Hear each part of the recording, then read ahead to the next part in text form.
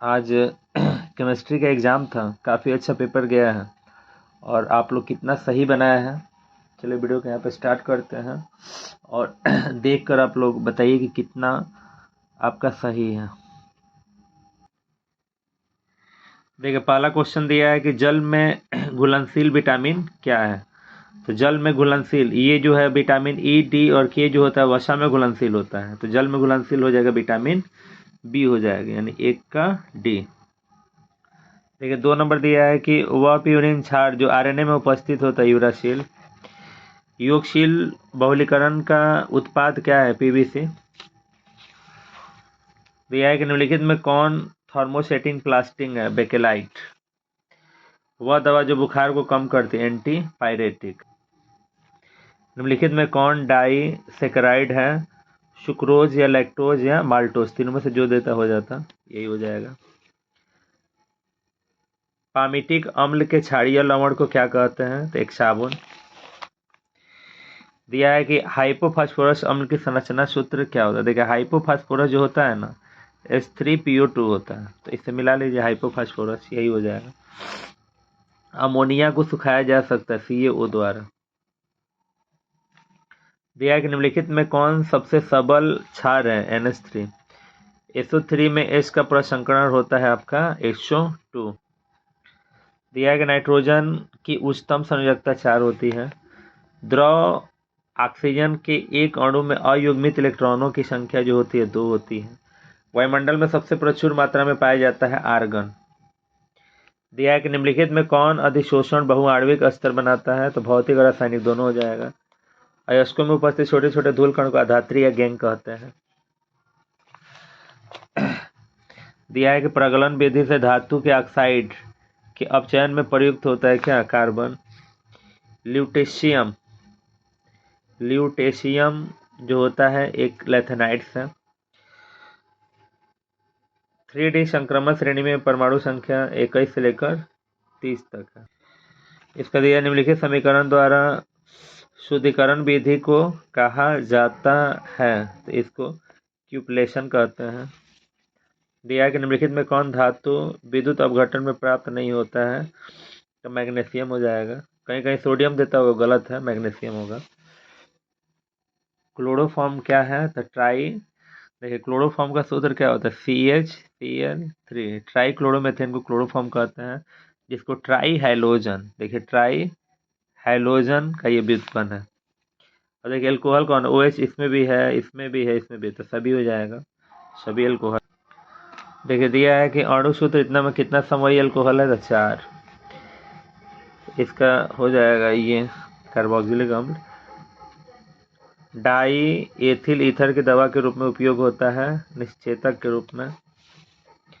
दिया है कि कार्बोनिल यौगिक का सामान्य सूत्र CnH2 होता है।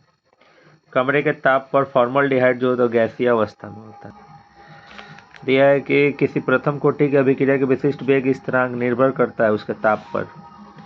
तनु NaOH की उपस्थिति में एथिल एसीटेट का जल अपघटन किस कोटि की अभिक्रिया है, तो 2। दिया है कि अधिकांश अभिक्रियाओं के लिए ताप गुणन का निम्नलिखित के बीच होता है 2 और 3 के। इसमें क्या बोले थे ना, गारंटी दिए थे कि क्वेश्चन आएगा, तो आप जानते हैं कि घात को जोड़ लेते हैं, कुछ ना तो इसका घात 1 है ना, तो n में जोड़िएगा तो n+1। फेरिक हाइड्रोक्साइड क्लोराइड विलयन के स्कंदन में निम्नलिखित में कौन सा विद्युत अपघटन सबसे कम प्रभावी होता है, Kb। निम्नलिखित में कौन पाइशीकारक है, तो साबुन। हैबर विधि द्वारा अमोनिया के उत्पाद में क्या होता है, Fe+MO। पिंड केंद्रित BCC, बी से क्या होता है, बॉडी होता है ना, तो कहता है कि पिंड केंद्रित में, तो यहाँ पे कॉर्नर 8 के 1/8 यानी 1, पिंड यानी केंद्र में 1, तो 1 + 1 2। तो पिंड केंद्रित घनाकार सेल में परमाणुओं की संख्या कितना होता है, 2। निम्नलिखित में कौन रवेदार ठोस नहीं है, मैंने बेरवेदार है, तो वही ग्लास यानी कांच, BBI है। एक क्रिस्टल में कितने प्रकार के प्रवेश जालक है, तो 14। देखिए लाइन से ये तीनों क्वेश्चन लड़ा है, ये भी लड़ गया। पिंड केंद्रित घनाकार इकाई सेल में प्रतिशत रिक्तियाँ। देखिए ACC का संकुलन क्षमता 52% होता है, BCC का होता है 68% और FCC का होता है 74%। लेकिन ये पूछा है आपसे रिक्ति, वो भी किस चीज़ का, पिन यानी BCC का, तो 100 में से 68 घटा देंगे तो कितना हो जाएगा 32%। ए नंबर। विद्युत अपघटन में अक्षीकारक होता है एनोड पर। 32 ग्राम ऑक्सीजन में मुक्त करने के लिए विद्युत की कितनी मात्रा आवश्यकता होती है, 1 फैराड। जंग क्या है, जंग लगता है जो लोहा में, उसको फेरिक ऑक्साइड बोलते हैं। निम्नलिखित में कौन ऑक्साइड अनुचुंबकीय है, ClO2। निम्नलिखित में कौन आयन प्रतिचुंबक है, स्कैंडियम। अब देखिए जिंक 29 का इलेक्ट्रॉनिक विन्यास हो जाएगा आर्गन प्लस इतना 18 10 28 29, ये वाला हो जाएगा बी नंबर। लेथेनाइट तत्वों का इलेक्ट्रॉनिक विन्यास सी नंबर हो जाएगा। N-2 F 0 से लेकर 14 तक, N-1 D 0 1 NS2 इतना। दिया है कि निम्नलिखित में कौन यौगिक रंगीन हो सकता है, CuF2। इसमें लोहा का ऑक्सीकरण संख्या निकालना, इसका 1 होता है तो 4 -1 तो 6, 6 में से 4 गए 2 तो 2 हो जाएगा, बनाए होंगे आप। इसका 36 हो जाएगा। जटिल आयन इतना की आकृति वर्ग तल स्क्वायर प्लेनर, बार बार इस वीडियो डाल रहे थे, दे रहे थे क्वेश्चन। अब इसका देखिए 6 है तो hexa amine cobalt, hexa amine cobalt, इसका 0 हो जाएगा थर्ड क्लोराइड, ए नंबर हो जाएगा। दिया है कि निम्नलिखित में कौन लिंकेज समानता प्रदर्शित नहीं करता, अमोनिया एमीन। प्राइमरी एमीन के साथ एल्कोहलिक KOH की उपस्थिति में क्लोरोफॉर्म की अभिक्रिया को कहते हैं कार्बिल एमीन अभिक्रिया। निम्नलिखित में कौन क्लोरल है, ये वाला हो जाएगा CCl3 COCH3। निम्नलिखित में किसका शून्य द्विध्रुव आघूर्ण है, CCl4 का। इसका IPAC नाम का निर्धारित करेंगे 1 2 3 4। 3 नंबर पर 3 chloro 2 methyl butane, 1 2 2 chloro 3 methyl butane, B number हो जाएगा। निम्नलिखित में विद्युत वाहक पल का मान हो जाएगा 0.32 वोल्ट।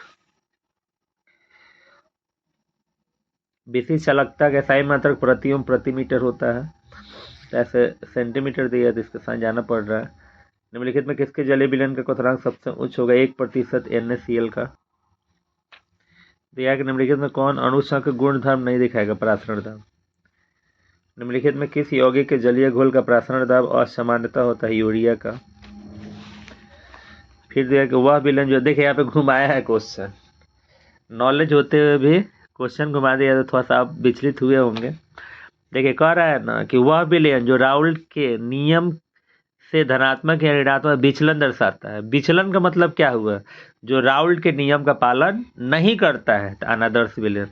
आपको लगा होगा कि करता है, तो देखिए यही घुमा दिया क्वेश्चन, नॉलेज होते हुए भी थोड़ा सा घुमा देगा तो हो सकता है कि बहुत लोग आदर्श विलयन मारे हों। ठीक है, जो राउल्ट के नियम का पालन नहीं कर विचलित हो जाएगा, नहीं मानेगा, अनादर्श विलयन है।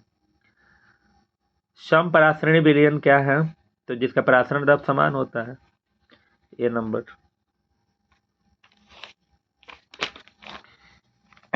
देखिए जैसे वैसा विलयन जो राउल्ट के, यहाँ पे देखिए घुमा दिया है क्वेश्चन को, ज्ञान होते हुए भी थोड़ा सा ध्यान नहीं दीजिएगा तो दिक्कत हो जाएगा। वह विलयन जो राउल्ट के नियम से धनात्मक या ऋणात्मक विचलन दर्शाता है, माने जो राउल्ट के नियम का विचलित हो गया, नियम को नहीं माना, उसी को अनादर्श विलयन कहते हैं। बहुत लोग आदर्श विलयन मारा होगा।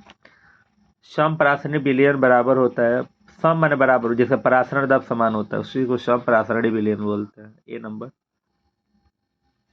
निम्नलिखित में कौन एल्डोल संघनन अभिक्रिया देते हैं, सी नंबर हो जाएगा। विनेगार वही सिरका को बोलते हैं। विनेगार में उपस्थित होता है 6 से 10% एसिटिक अम्ल।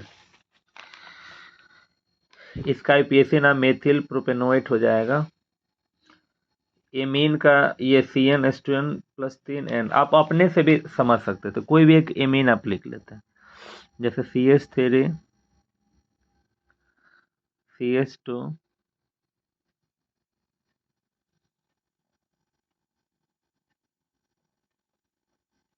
NH2 CH3, मान लीजिए यही लिख लिए तो ठीक है ही ना, यहाँ पे एक ठोच रहेगा तो ठीक है। अब इसका सूत्र बनाते, 1 2 3 3 कार्बन ले लेते हैं, H देखते हैं, 3 3 6 7 2 9 तब हो जाता n। अब कल्पना करते हैं तो CN H 2n तो होता ही है 2n, तो जब 2n रख दिए तो 2 3 6 हुआ, हमें 9 बनाना है तो प्लस में 3 है ना रखिएगा। आप कोई भी बनाते तो खुद से भी आप कर सकते थे, कोई बड़ी बात नहीं है, खुद से ये कर लीजिएगा, कोई एक्स्ट्रा क्वेश्चन नहीं है, ठीक है। निम्नलिखित में कौन हिंसबर्ग अभिकर्मक है? बेंजीन सल्फोनिक अम्ल। अब देखिए आपको दिख ही रहा है कि जब एक एल्केल समूह पर एमीन रहेगा उसको प्राइमरी कहते हैं, 2 को हटाएगा सेकेंडरी, 3 को हटाएगा टर्शियरी। वसा और तेल का स्रोत है, दूध में भी वसा होता है, मक्खन में भी होता है, पनीर में भी होता है, तो सभी हो जाएगा। तो हम अपना काम किए हैं, टोटल एकदम मेन एग्जाम आपका क्लियर हुआ, बहुत अच्छा आप लिखे होंगे। अब देखिए बात यहाँ पर लॉन्ग क्वेश्चन और 2 नंबर वाला के भी करते हैं, जो कि 100% क्वेश्चन लड़ा कर हम आपको दिए हैं। यहाँ तक कि कल रात को भी जो वीडियो बनाया है ना, उसमें भी जो क्वेश्चन हम गेस किए हैं वो क्वेश्चन आप लोग का लड़ा है, ठीक है। तो इसमें तो खैर फैराडे का वैद्युत अपघटन का द्वितीय नियम लिखना है। जो अभी नया बैच स्टार्ट हुआ है वो भी बच्चे आराम से बना सकते हैं, ठीक है, कोई बड़ी बात नहीं है। एल्कोहल देखिए इसमें इन लोग तो आराम से लिखा होगा, एल्कोहल फिनॉल में अंतर, इसका आईपीएच नाम लिख दिया होगा लोग। फैराडे का वैद्युत अपघटन, एसिटिलीन साइडोफॉर्म, मेथिल आइडोफॉर्म, टोटल, लेकिन सब नहीं बनाना है। नाइट्रोजन के एक अणु कम क्रियाशील क्यों होता है, ये भी बनाया होगा लोग।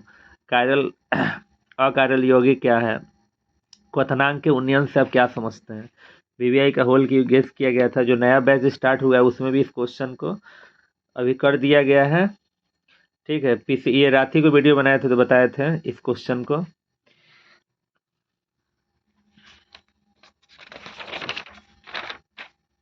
धातुमल क्या है? लड़ी गया है। बृहद अणु क्या है? आवश्यक मिनिमम लड़िए गया है, ये भी लड़िए गया है। आपका आर्यनीय समीकरण लड़िए गया है। संपर्क विधि द्वारा स्टॉल विधि उत्प्रेरक का नाम। लॉन्ग क्वेश्चन का बात कर लेते हैं। राउल्ट के नियम का, जो नया बैच वो भी कर लेगा। राउल्ट का नियम, आदर्श विलयन, अनादर्श विलयन, तीनों मिलाकर लिख देना है, 5 नंबर मिल जाएगा। अयस्कों के सांद्रण से क्या समझते हैं? उसकी विधि को लिखना, वो भी चाहिएगा तो आप लिख ही सकते हैं। मेथनोइक और एथेनोइक अम्ल के बीच अंतर लिखिए दिए होंगे, आईपीएससी नाम इसका लिख ही सकते हैं, सिंपल है बनाना, लेकिन सब नहीं है। डीएनए आरएनए में अंतर आराम से लिख दिए होंगे, न्यूक्लिक अम्ल लिख दिए होंगे। विद्युत रासायनिक सेल विद्युत अपघटनीय सेल में अंतर फिलहाल में लिखवाया गया था, ये क्वेश्चन लास्ट में गेस किए थे। और सबसे मज़ेदार बात ये है, रात को जो वीडियो बनाए तो उसमें बोले भी थे कार्बोहाइड्रेट के बारे में, इसका वर्गीकरण बोले थे 5 नंबर का, ठीक है। तो इसके पहले वाला जो वीडियो है उसमें आप देख सकते हैं। यहाँ देखिए कल सिर्फ जो जो क्वेश्चन बोला गया है वो भी लड़ गया है, और टोटल क्वेश्चन यहाँ पे जो न्यू बैच है अभी मात्र दूसरा चैप्टर हो रहा है, लेकिन उम्मीद करते हैं कि इस 70 नंबर में कम से कम 15 16 17 नंबर का वो भी आराम से बना सकते हैं, कोई बड़ी बात नहीं है। मेन एग्जाम आप लोग का निकल गया है, ठीक है। कल हिंदी का पेपर है, कल सिर्फ एग्जाम बचा लेना, कोई दिक्कत नहीं है, बहुत अच्छा रिजल्ट आएगा आप लोग का, इसलिए हड़बड़ाहट नहीं करना है थोड़ा सा भी, और अच्छे से एकदम लिखिएगा बढ़िया से, ताकि बढ़िया रिजल्ट आप लोग का आए। बहुत अच्छा पेपर जा रहा है, कोई दिक्कत नहीं है।